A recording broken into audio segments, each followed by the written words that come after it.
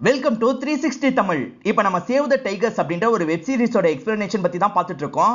இது ஒரு பக்கவான comedy web சீரிஸ்னு சொல்லலாம். ஆல்ரெடி இதுல 2 வீடியோ போட்டிருக்கோம். அந்த 2 வீடியோவை பார்த்துட்டு இந்த வீடியோவை பார்த்தா தான் கதை உங்களுக்கு தெளிவா புரியும். இது வரைக்கும் பார்க்கலன்னா லிங்க் கொடுக்குறேன், கண்டிப்பா பாருங்க. பார்த்தவங்க மேற்கொண்டு என்ன நடக்குது அப்படின்றத கண்டினியூ பண்ணுங்க. இந்த படத்தோட எக்ஸ்பிளனேஷனுக்குள்ள போறதுக்கு முன்னாடி இந்த வீடியோக்கு ஒரு லைக் போட்டுருங்க. அது மூலியமா இந்த வீடியோ இன்னும் நிறைய பேர்கிட்ட கொண்டு போய் சேர்க்கப்படும்.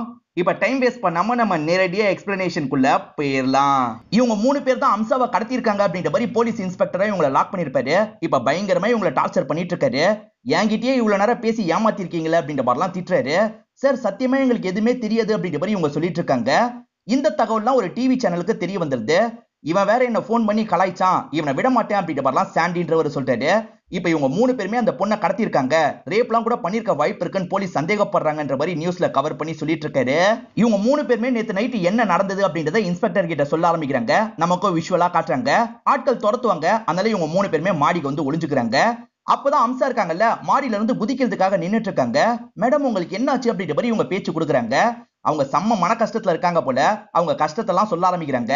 இவங்களுக்கும் விஷன் ஒரு ஆக்டருக்கும் என்கேஜ்மெண்ட்லாம் முடிஞ்சிருக்கும். கல்யாணத்துக்கு அப்புறம் என்ன நடிக்க கூடாதுன்னு சொல்றான். எனக்கு அதை நினைச்சா கவலையா இருக்கு, அதனாலதான் இந்த முடிவை எடுக்கலாம்னு நினைச்சேன் அப்படின்ற மாதிரிலாம் சொல்லிட்டு இருக்காங்க.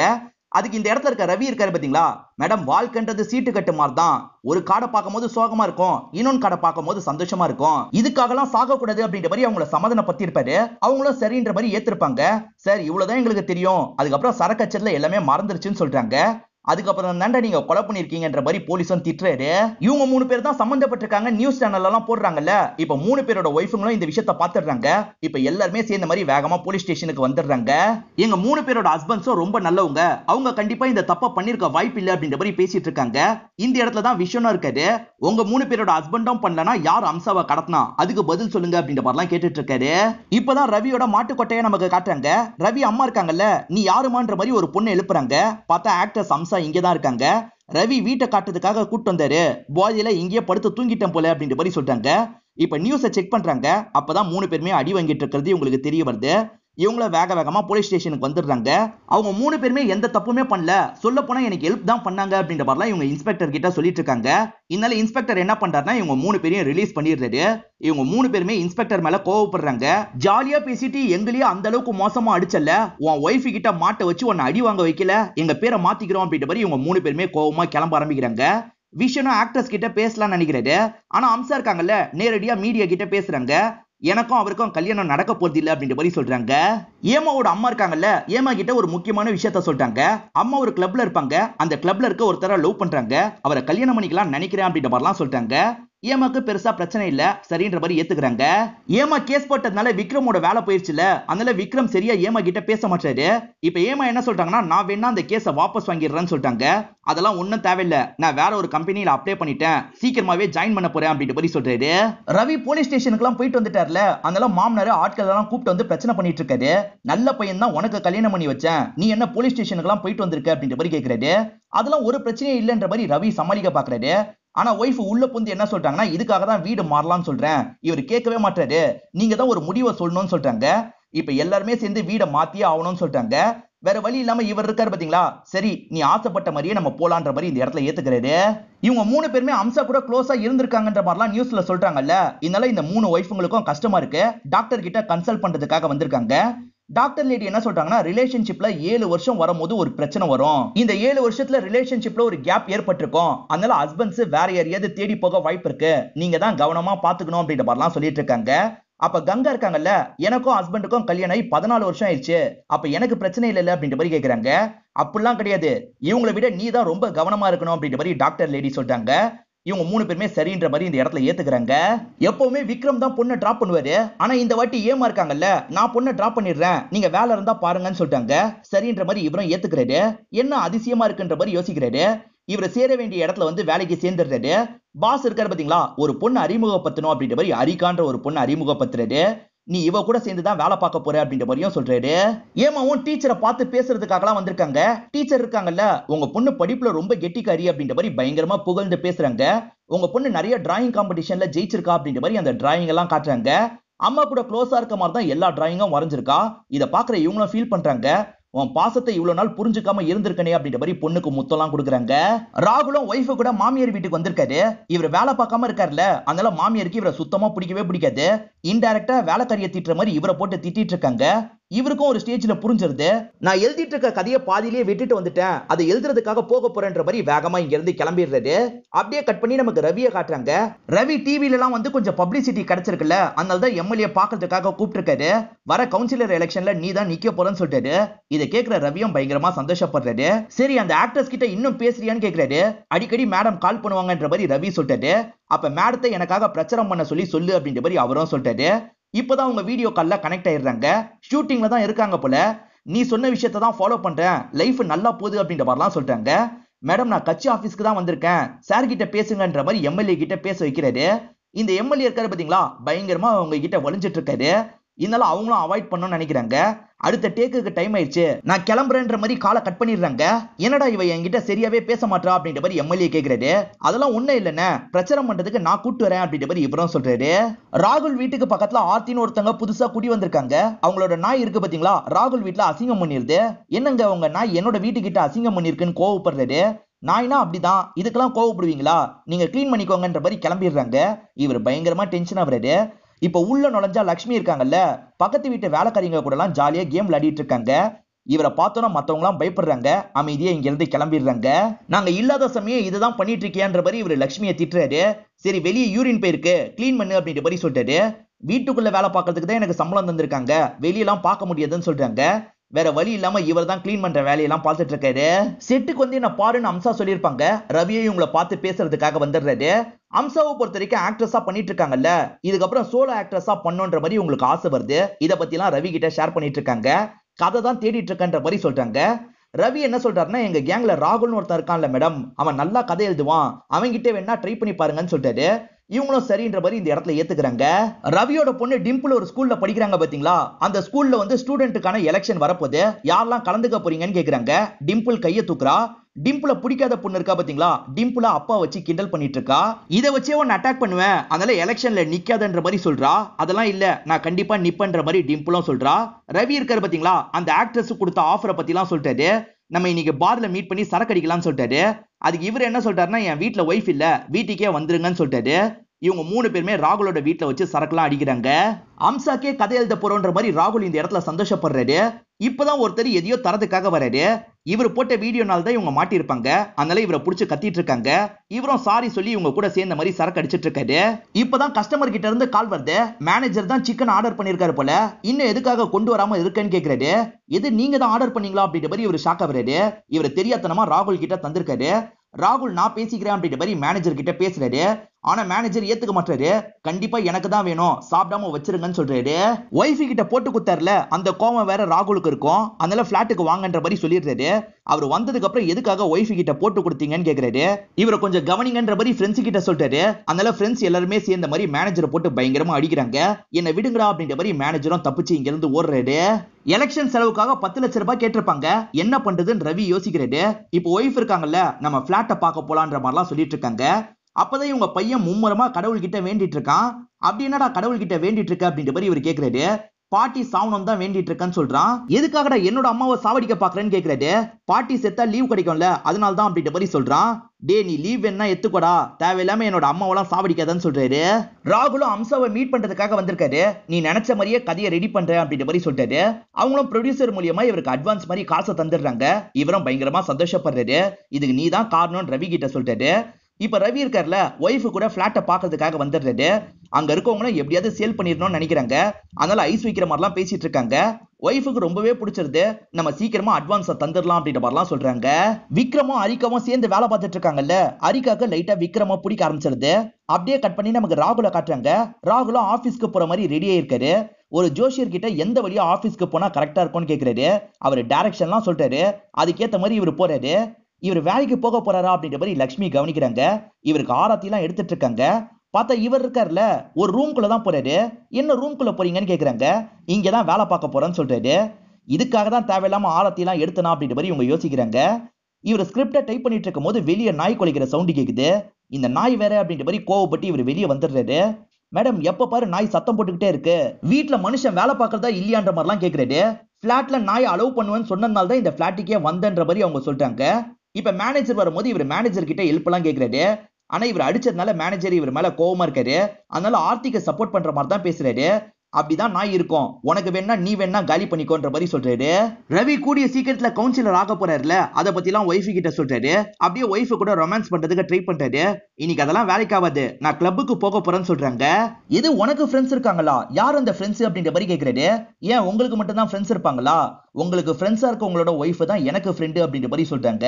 3 பேருமே பக்காவா ரெடி ஆகி பாருக்கு வந்துடுறாங்க. இவங்க 3 பேர் மட்டும் இல்ல, அந்த டாக்டர் லேடியும் இவங்க கூட வந்து ஜாயின் பண்ணிக்கிறாங்க. 4 பேருமே ஜாலியா குடிச்சு என்ஜாய் பண்ணிட்டு இருக்காங்க. அப்படியே கட் பண்ணி நமக்கு ராகுல காட்டுறாங்க.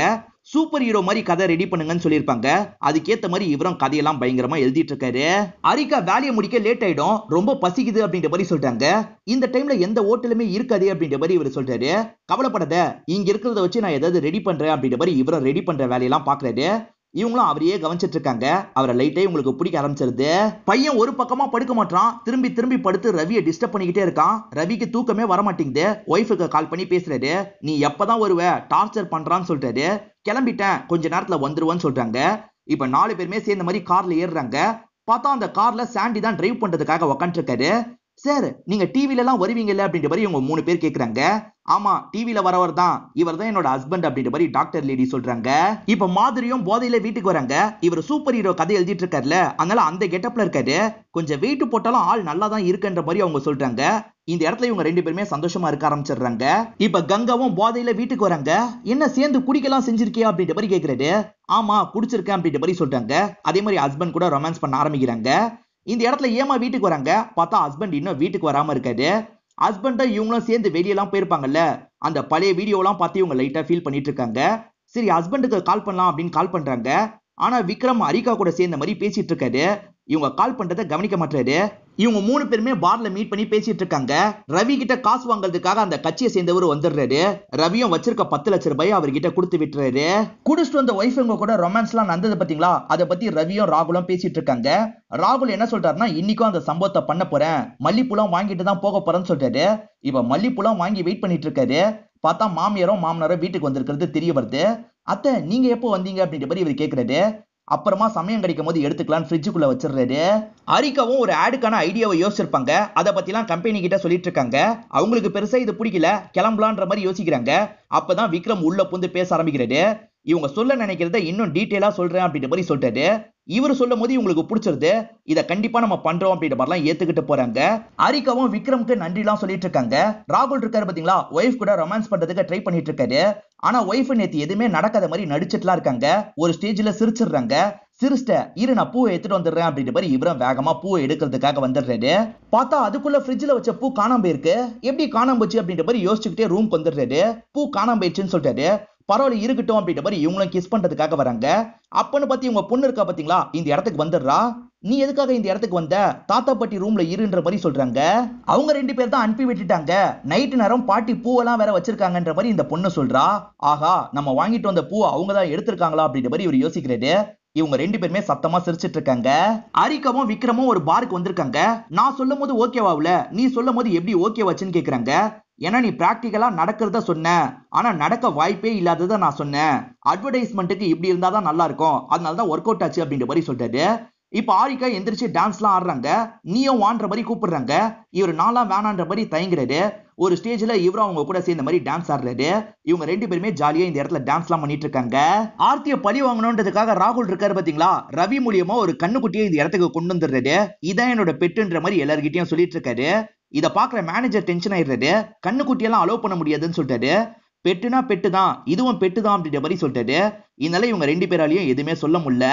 ரவியும் ஒய்ஃபும் ஒரு பிளாட்டை பார்த்தாங்கல்ல, அதுக்கு அட்வான்ஸ் காசு வாங்குறதுக்காக ஒருத்தர் வீட்டுக்கு வந்திருக்காரு. நம்ம தான் 10 லட்சம் ரூபாய் வச்சிருக்கோம்ல, எடுத்து தந்துடலாம் அப்படின்ற மாதிரி ஒய்ஃப் சொல்லிட்டு இருக்காங்க. ஆனா அந்த 10 லட்சம் ரூபாயை தான் இவர் கவுன்சிலர் எலெக்ஷனுக்காக தந்திருப்பாரு. இப்ப எப்படி சமாளிக்கிறது அப்படின்ற மாதிரிலாம் யோசிச்சுட்டு இருக்காரு. நம்ம இன்னொரு நாள் தந்துக்கலான்ற மாதிரி ஒய்ஃப் கிட்ட சொல்லிட்டாரு. அதெல்லாம் முடியாது, இன்னைக்கே தான் தரணும் அப்படின்ற மாதிரி இவங்க சொல்றாங்க. ஆர்த்தி வீட்டு வாசல்ல அந்த கண்ணுக்குட்டியை வச்சு இவர் அசிங்கம்லாம் பண்ணிட்டு இருக்காரு. என்ன பண்ணிட்டு இருக்கீங்க, கொண்டு போங்கன்னு சொல்றாங்க. ஆனா இவர் கேட்காம வேணும்ட்டே டார்ச்சர் பண்ணிட்டு இருக்காரு. ஏமாவோட அம்மா ஒரு நபரை லவ் பண்றதா சொன்ன பாத்தீங்களா, அந்த நபர் கூட ஒரு ஹோட்டல்ல வச்சு இவங்க பேசிட்டு இருக்காங்க. அந்த இடத்துக்கு ஏமாவையும் வர வச்சிருக்காங்க. ஏமாவும் நார்மலா இவர்கிட்ட பேசிட்டு இருக்காங்க. இவங்க 3 பேர் பேசிட்டு இருக்கும்போது விக்ரம் இருக்காரு பாத்தீங்களா, ஆரிகா கூட சேர்ந்து சாப்பிடுறதுக்காக இந்த இடத்துக்கு வந்திருக்காரு. அப்படி உட்காந்து இருக்கும் போதுதான் இவங்க 3 பேர் இருக்கிறத கவனிக்கிறாரு. நான் வந்துடுறேன் அப்படின்ற மாதிரி இவங்க கிட்ட பேசுறதுக்காக வர்றாரு. அத்தை சொன்ன ஹேண்ட்ஸமான ஆளு இவர் தானா அப்படின்ற மாதிரி கொஞ்சம் அத்தையை கிண்டல் பண்ணிட்டு இருக்காரு. அப்ப ஆரிகா இருக்காங்கல்ல, டைம் ஆயிடுச்சு நம்ம கிளம்பணும் அப்படின்ற மாதிரி கூப்பிடுறாங்க.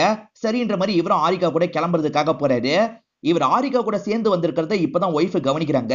லைட்டா இந்த இடத்துல ஃபீல்லாம் பண்ண ஆரம்பிக்கிறாங்க. ரவி வீட்டுக்கு வந்த பையன் இருக்கான் பாத்தீங்களா, ரவிக்கு கால் பண்ணி என்ன கறி வாங்குறது அப்படின்ற மாதிரி கேக்குறான். உன் வீட்டுல என்ன கறி வாங்குறதுன்னு என்கிட்ட எதுக்காகடா கேக்குற, உன் வீட்டுல கேளுன்னு சொல்லிட்டாரு. இல்ல உங்க வீட்டுல அண்ணி தான் வாங்கிட்டு வர சொன்னாங்க, அதுக்காக தான் கடைக்கு வந்திருக்கேன் அப்படின்ற மாதிரி சொல்றான். ஏதாவது ஒரு கறியை வாங்குன்னு சொல்லிட்டாரு. இப்ப நகையை வித்து இவர் காசெல்லாம் ரெடி பண்ணிடுறாரு. கிளம்பலான்னு வெளியே வராரு. பார்த்தா அவனும் கடையில இருந்து வெளியே வரான். இவர் நகையை வித்து தான் காசு கொண்டு வந்திருக்காருன்னு அவனுக்கு தெரிஞ்சிருது. ரவியே இதை பத்தி என்னோட ஒய்ஃபுக்கு தெரிஞ்சதுன்னா அவ்வளவுதான், நீ முதல்ல வீட்டுக்கு போ, நான் பின்னாடி வரேன்னு சொல்லிட்டாரு. அவனும் சரின்ற மாதிரி ஏத்துக்கிறான். இப்ப ராகுல் உட்காந்து கதை எழுதுறதுக்கு ட்ரை பண்ணிட்டு இருக்காரு. அப்ப லட்சுமியும் எனக்காக ஒரு ஹெல்ப் நீங்க பண்ணணும்னு சொல்றாங்க.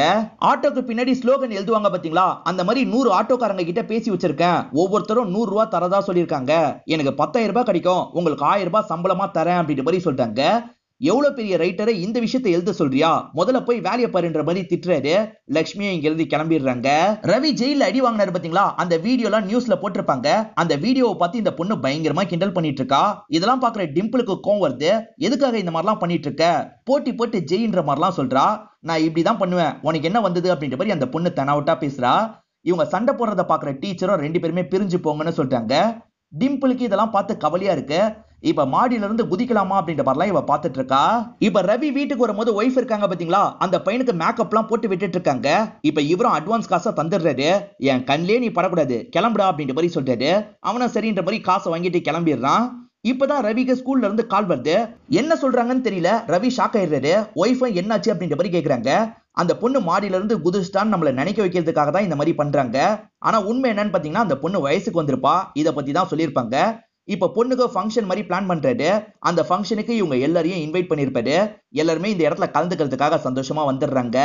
டிம்பிள் கூட சேர்ந்து போட்டோ எடுத்ததுக்காக ஒரு பையனை அடிச்சாரு பாத்தீங்களா, அந்த பையனும் வந்திருக்கான். இவரை பார்த்து செம்மையா பயப்படுறான். டிம்பிள் கூப்பிட்டா அதனால தான் வந்தேன் அப்படின்ற மாதிரி சொல்றான். பரவாயில்ல விடு, நான் நீங்க கோவப்பட்டதுக்கு மன்னிச்சிரு அப்படின்ற மாதிரி சொல்றாரு. அம்சாவும் இந்த ஃபங்க்ஷன்ல கலந்துக்கிறதுக்காக வந்துடுறாங்க. அம்சாக்கு ரவி பேசுறது பிடிக்கும்ல, அதனால ரொம்ப க்ளோஸாலாம் ரவி கிட்ட பேசிட்டு இருக்காங்க. ரவியும் எல்லார்கிட்டயும் இவங்களை காமிச்சிட்டு இருக்காரு. இதெல்லாம் தள்ளி இருந்து ஒய்ஃப் கவனிக்கிறாங்க. அந்த டாக்டர் சொன்னதெல்லாம் மைண்ட்ல கிராஸ் ஆகுது. இப்ப ஹஸ்பண்ட் கிட்ட வந்து எரிஞ்சு வெல்ற மாதிரிலாம் பேசுறாங்க. ஆனா ரவிக்கு பெருசா அதெல்லாம் புரிய மாட்டேங்குது. இப்ப கொஞ்ச நேரத்துல எம்எல்ஏ இருக்காரு பாத்தீங்களா, இந்த இடத்துக்கு வந்துடுறாரு. வந்த எம்எல்ஏ பொண்ணுக்கு வாழ்த்துக்கள்லாம் சொல்லிடுறாரு. அதுக்கப்புறம் ட்ரிங்க் பண்றதுக்காக வராரு. அந்த இடத்துல தான் அம்சா இருக்காங்க. வந்த எம்எல்ஏவும் அம்சா கிட்ட ஃப்ளோட் பண்றதுக்கு ட்ரை பண்றாரு. இப்ப டாக்டரும் சாண்டியும் வந்திருக்காங்க. சாண்டியை பாக்குற ரவி பயங்கரமா கோவப்படுறாரு. ஏன்னா சாண்டி இவங்க 3 பேரை கிண்டல் பண்ற மாதிரி நியூஸ்ல எல்லாம் வாசிச்சார்ல, அதனால தனியா கூட்டு வந்து அடிக்கலான்னு பாக்குறாங்க. அப்பதான் இவரோட ஒய்ஃப் கிட்ட இருந்து கால் வருது. ஒய்ஃப் பயங்கரமா இவரை கண்ட்ரோல் பண்ணுவாங்க போல. இவர் பயந்து போய் தான் பேசுறாரு. ஏறக்குறைய நீ நம்ம இனம் தான் போல, அப்ப வா சேர்ந்து ட்ரிங்க் பண்ணலாம் அப்படின்ற மாதிரி கூட்டு வந்துடுறாங்க. ஆக்ட்ரஸ் அம்சாவும் இவங்க கூட சேர்ந்த மாதிரி ஜாலியா கேம்லாம் விளையாடிட்டு இருக்காங்க. ஆனா இந்த எம்எல்ஏ இருக்காரு பாத்தீங்களா, அம்சாவை கொஞ்சம் தப்பாவே பார்த்துட்டு இருக்காரு. இப்ப அம்சாவும் தனியா வந்து ஸ்மோக்லாம் பண்ணிட்டு இருக்காங்க. இவரும் பேசுறதுக்காக வந்துடுறாரு. மேடம், எங்க கட்சிக்காக நீங்க வேலை பார்க்கணும் அப்படின்ற மாதிரிலாம் சொல்றாரு. கொஞ்சம் தப்பா பேசுறாரு. இதை கேட்கிற இவங்களுக்கு கோவம் வருது. ஆனா ஃபங்க்ஷன்ல வச்சு கோவப்படக்கூடாதுன்னு நினைக்கிறாங்க. கொஞ்சம் இவரோட நோஸை கட் பண்ற மாதிரி பேசி விட்டுறாங்க. இதுக்கே இந்த எம்எல்ஏ பயங்கரமா டென்ஷன் ஆயிடுறாரு. ஃபங்க்ஷன் முடியறதுக்கு முன்னாடியே கிளம்பி போயிடுறாரு. ஆனா மத்த எல்லாருமே ஜாலியா இந்த ஃபங்க்ஷன்ல என்ஜாய் பண்றாங்க. ஏமா எப்பவுமே விக்ரம் கிட்ட எரிஞ்சு விழுவாங்க. ஆனா இப்ப ஏமா ரொம்ப சந்தோஷமா பேசுறாங்க. இவருக்கே ரொம்ப ஆச்சரியமா இருக்கு. இவர் டிரைவ் பண்ணிட்டு இருக்கும் போது அவங்க தோல்ல சாஞ்ச மாதிரி தூங்குறாங்க. ரவி மாடியில உட்காந்து இருக்கும் போது டிம்பிளும் பேசுறதுக்காக வரா. அன்னைக்கு கோவமா பேசினால, அதுக்காக மன்னிப்புலாம் கேட்டுட்டு இருக்கா. இப்ப ஒய்ஃபும் வந்துடுறாங்க. 3 பேருமே ஜாலியா பேசிட்டு இருக்காங்க.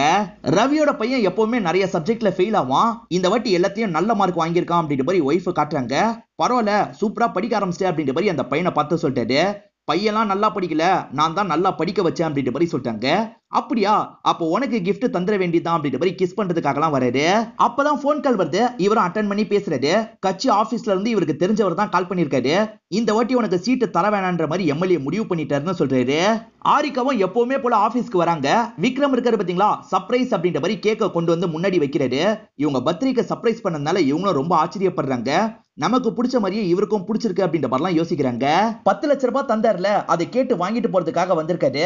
ஆனா எம்எல்ஏ அதெல்லாம் தர முடியாதுன்னு சொல்லிட்டாரு. உன்னை நிக்க வச்சா அம்சா கிடைப்பான்னு பார்த்தேன், கிடைக்கல, அதனால தான் இப்படி பண்ணன்னு சொல்லிட்டாரு. அம்சாக்காக தான் இப்படி பண்ணிருக்காருன்னு தெரிஞ்சோன்னே இவர் கோவப்படுறாரு. கண்ட மேனிக்கு இவரை திட்டுறாரு. நீ கொடுக்குற பதவியே எனக்கு தேவையில்லை அப்படின்ற மாதிரி இங்க இருந்து கிளம்புறாரு. எலெக்ஷனுக்கு முன்னாடி பேசுறதுக்காக வாய்ப்பு தருவாங்கல்ல, டிம்பிளுக்கு ஆப்போசிட்ல பேசுற பொண்ணு தான் பேசுறதுக்காக முதல்ல வரா. அவளும் ரவியோட வேலையை பத்தி சொல்றா. ரவி வித்தியாசமா பேசுவார்ல, அதெல்லாம் கிண்டலா சொல்லி காமிச்சிட்டு இருக்கா. இதெல்லாம் கேட்டுட்டு இருக்க பசங்களும் கிளாப்லாம் தட்டி பயங்கரமா சிரிச்சிட்டு இருக்காங்க. ஆரிகாவும் விக்ரமுக்கு கால் பண்ணி பேசுறாங்க. ரூம்லயே சின்னதா ஒரு பார்ட்டி பிளான் பண்ணிருக்கேன், வரீங்களா அப்படின்ற மாதிரி கேக்குறாங்க. பர்த்டே அன்னைக்கு கேட்டுட்ட, எப்படி வர மாட்டேன்னு சொல்லுவேன், கண்டிப்பா வரேன்ற மாதிரி இவரும் இந்த இடத்துல சொல்றாரு. அப்படியே கட் பண்ணி சோகமா ரவி வீட்டுல உட்காந்து இருக்கிறத காட்டுறாங்க. அப்பதான் ஒய்ஃபும் நகை காணாம போயிருக்கிறத கவனிச்சிடுறாங்க. நகைலாம் எங்கன்னு கேக்குறாங்க. இவரும் நடந்த விஷயத்தெல்லாம் சொல்லிடுறாரு. இப்போ ஒய்ஃபு கோவப்பட்டு பயங்கரமா திட்டிட்டு இருக்காங்க. இவரும் பதிலுக்கு ஒய்ஃபை திட்டிட்டு இங்க இருந்து கிளம்பிடுறாரு. ராகுல் அந்த ப்ரொடியூசர் கிட்ட கதையெல்லாம் தந்திருப்பாரு. இப்ப கதையை பத்தி பேசுறதுக்காக தான் வராரு. அந்த ப்ரொடியூசர் என்ன சொல்றாருன்னா, பிளான்ல ஒரு சின்ன சேஞ்ச், விஷனை வச்சு இந்த படத்தை எடுக்கலான் இருக்கேன், அதனால ஹீரோயின் கேரக்டரை ஹீரோவோட கேரக்டரா மாத்திரணும் அப்படின்ற மாதிரி சொல்லிட்டாரு. விஷனும் பேசுறதுக்காக இந்த இடத்துக்கு வராது. அம்சாவை ஃபீல்ட்ல இருந்து தூக்கி எறியறதுக்கு இவர் எல்லா பிளானும் போட்டுட்டாரு. உனக்கு பெரிய அமௌண்ட் தரும், எங்களுக்காக இதை பண்ணு அப்படின்ற மாதிரி பேசுறாங்க. ராகுலும் இந்த ஆஃபரை எடுத்துக்கலாமா வேணாமான்ற மாதிரி யோசிக்கிறாரு. இவர் பார்ட்டின்னு சொன்னதுனால தான் இந்த இடத்துக்கு வந்திருப்பாரு. என்ன யாருமே வரலன்னு கேக்குறாரு. நான் ட்ரெஸ்ஸை மட்டும் சேஞ்ச் பண்ணிட்டு வந்துடுறேன், வெயிட் பண்ணுங்கன்னு சொல்லிட்டாங்க. இவர் வெயிட் பண்ணும்போது அவங்க ட்ரெஸ் எல்லாம் சேஞ்ச் பண்ணிட்டு வந்துடுறாங்க. இவங்க டான்ஸ் ஆடலாமான்னு கேக்குறாங்க. விக்ரம் வேணான்னு சொல்லிட்டாரு. ஆனா இவங்க ப்ளீஸ் ப்ளீஸ்னு சொல்றாங்க. அதனால விக்ரமோ சரின்ற மாதிரி ஏத்துக்கிட்டு இவங்க கூட டான்ஸ் எல்லாம் பண்றாரு. இப்ப விக்ரமோ ரூம்க்கு வெளியே வந்து இங்க இருந்து கிளம்புறாரு. இந்த விஷயத்தெல்லாம் மாமியாரோட லவ்வர் கவனிச்சிடுறாரு. இப்பதான் உண்மையிலேயே உள்ள என்ன நடந்தது அப்படின்றத நமக்கு காட்டுறாங்க. ஒரு ஸ்டேஜ்ல அவங்க கிஸ் பண்றதுக்காக வந்திருப்பாங்க. இவர் சடனா விலகிடுறாரு. உனக்கு தெரியும்ல, எனக்கு ஆல்ரெடி கல்யாணம் ஆயிருச்சு, எனக்கு சுத்தமா இதெல்லாம் இன்ட்ரெஸ்ட் இல்ல அப்படின்ற மாதிரி சொல்றாரு. இவங்க மனசை கஷ்டப்படுத்த கூடாதுன்றதுக்காக பொறுமையா தான் இந்த விஷயத்தெல்லாம் எடுத்து சொல்லியிருப்பாரு. இவர் கிளம்பிட்டு இருக்கும் போது இவங்களும் எடுத்து சொன்னதுக்கு நன்றின்ற மாதிரி இவருக்கு மெசேஜ் எல்லாம் அனுப்புறாங்க. ஆனா இவங்களை சேர்த்து வச்சு பார்த்தா அந்த அங்கிள் தப்பா புரிஞ்சிருப்பாரு. உடனே மாமியார் கிட்ட இந்த தகவலை சொல்லிட்டாரு. மாமியார் இருக்காங்க பாத்தீங்களா, பொண்ணுக்கு கால் பண்ணி இந்த விஷயத்த சொல்லிடுறாங்க. ராகுல் அவங்களுக்கு நோ சொல்லிட்டு அம்சாவை பாக்குறதுக்காக வந்திருக்காரு. அம்சா என்ன சொல்றாங்கன்னா, நான் கமிட் பண்ண எல்லா படத்துல இருந்தும் என்ன தூக்கிட்டான், இதுக்கப்புறம் நான் திரும்பி வர்றது ரொம்ப கஷ்டம், அவங்க சொன்ன மாதிரி அந்த ஆஃபர் எடுத்துக்கோ அப்படின்ற மாதிரிலாம் சொல்றாங்க. ராகுல் என்ன சொல்றாருன்னா, என்ன ரைட்டரா நம்பினது நீ தான், நீ சொன்ன வேலையை முடிச்சிட்டேன், இதை என்ன பண்ணும் நீ தான் முடிவு பண்ணும், இதை நீயே வச்சுக்கோன்ற மாதிரி அவங்க கிட்ட தந்துட்டு கிளம்புறாரு. ஏமா சேர்ந்து வெளியே போலான்னு சொல்லியிருப்பாங்க. அதனாலதான் விக்ரம் வீட்டுக்கு வராரு. ஆனா ஏமா பயங்கர கோவத்துல இருக்காங்க. என்னாச்சுன்ற மாதிரி கேக்குறாரு. என்னாச்சுன்னு உங்களுக்கு தெரியாதா அப்படின்ற மாதிரி இவங்களும் ரூம்ல இருந்ததை பத்தி சொல்றாங்க. நீ புரிஞ்சுக்கோன்னு இவர் எக்ஸ்பிளைன் பண்றதுக்கு ட்ரை பண்ணிட்டாரு. ஆனா இவங்க புரிஞ்சுக்காம பயங்கரமா கோவப்பட்டு பேசிட்டு கிளம்புறாங்க. மாதிரிக்கு வேற ஒரு ஸ்டேட்ல பெரிய வேலை கிடைச்சிருக்கும். மாதிரியும் இந்த விஷயத்த சந்தோஷமா ஹஸ்பண்ட் கிட்ட சொல்றாங்க. நம்ம உடனே அந்த ஸ்டேட்டுக்கு கிளம்பணும், உங்களுக்கு ஓகே தானே அப்படின்ற மாதிரி கேக்குறாங்க. இவருக்கு பெருசா போறதுல விருப்பம் இல்ல, இருந்தாலும் ஒய்ஃபுக்காக சரின்னு ஏத்துக்கிறாரு. இவங்க இன்னைக்கு நைட்டே கிளம்பணும்ன்ற மாதிரி ஏற்பாடெல்லாம் பண்றாங்க. ஒய்ஃபு கூட சண்டெல்லாம் நடந்ததுல அது நினைச்சு ரவியும் சோகமா குடிச்சிட்டு இருக்காரு. அப்பதான் ஒய்ஃபு கிட்ட இருந்து ஒரு மெசேஜ் வருது. இவரும் செக் பண்றாரு. பொண்ணு ஸ்பீச் குத்தாங்கல்ல, அதுதான் அனுப்பி வச்சிருக்காங்க. ஆமா, என்னோட அப்பா மாட்டு பண்ண தான் வச்சிருக்காரு. என்னோட அப்பா கொஞ்சம் லோக்கலா தான் பேசுவாரு. ஆனா இந்த ஊர் மக்கள் கிட்ட என்னோட அப்பாவை பத்தி கேளுங்க, உழைப்பால உயர்ந்தவர்னு சொல்லுவாங்க. என்னோட அப்பா எந்த ஒரு பதவியிலையும் இல்ல, ஆனா யார் ஹெல்ப் கேட்டு வந்தாலும் கண்டிப்பா பண்ணுவாரு. நானும் அதே மாதிரி உங்களுக்கு ஹெல்ப் பண்ணுவேன், என்ன நீங்க தேர்ந்தெடுங்க அப்படின்ற மாதிரிலாம் சொல்றா.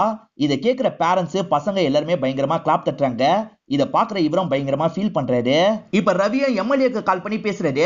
நீ என்னடா எனக்கு கவுன்சிலர் சீட்டு தரது, நீ தர சீட்டே எனக்கு தேவையில்ல, எம்எல்ஏ போஸ்டுக்காகவே இந்த வாட்டி நிக்க போறேன், மக்களுக்கு என்ன பத்தி நல்லா தெரியும், நீயா நானா நேரடியா மோதிக்கலாம் வாடான்ற மாதிரிலாம் சொல்றாரு. இப்ப ராகுலும் மாதிரியும் இங்க இருந்து கிளம்ப ஆரம்பிக்கிறாங்க. ராகுல் என்ன சொல்றாருன்னா, கண்டிப்பா உன்னை மிஸ் பண்ணுவேன் லட்சுமின்ற மாதிரி சொல்றாரு. நீ கேட்ட பத்தியா, அந்த மாதிரி 100 ஸ்லோகன் எழுதிருக்கன்ற மாதிரி பேப்பர்ல தந்துடுறாரு. என் கமிஷன் 1000 ரூபாய் ஞாபகம் இருக்கட்டும், மறக்காம கூகுள் பே பண்ணு அப்படின்ற மாதிரி இங்க இருந்து கிளம்புறாரு. இப்ப லட்சுமியும் சந்தோஷமா இவரை வழி அனுப்பி வைக்கிறாங்க. ராகுலோட கதையும் ரவியோட கதையும் ஹாப்பியா முடிச்சிட்டாங்க. ஆனா விக்ரமுக்கும் ஒய்ஃபுக்கும் சண்டை வந்தது பாத்தீங்களா, ஒய்ஃபு புரிஞ்சுக்கிட்டு இவர் கூட சேர்ற மாதிரிலாம் நமக்கு காமிச்சிருக்க மாட்டாங்க. இவங்க 2 பேருக்குள்ளயும் ஆர்குமெண்ட் நடந்து ஒய்ஃபு கோச்சுக்கிட்டு போற மாதிரி தான் காமிச்சிருப்பாங்க. ஏன் இப்படி முடிச்சாங்கன்னு தெரியல. இதோட இந்த சீரிஸ் முடிஞ்சிருது. இந்த சீரிஸ் உங்க எல்லாருக்குமே பிடிச்சிருக்கும் நம்புறேன். இந்த வீடியோ உங்களுக்கு பிடிச்சிருந்ததுன்னா லைக் பண்ணுங்க, கமெண்ட் பண்ணுங்க, மறக்காம 360 தமிழ் சேனலை சப்ஸ்கிரைப் பண்ணுங்க. தொடர்ச்சியா இந்த மாதிரி வீடியோக்கள் வந்துகிட்டே தான் இருக்கும்.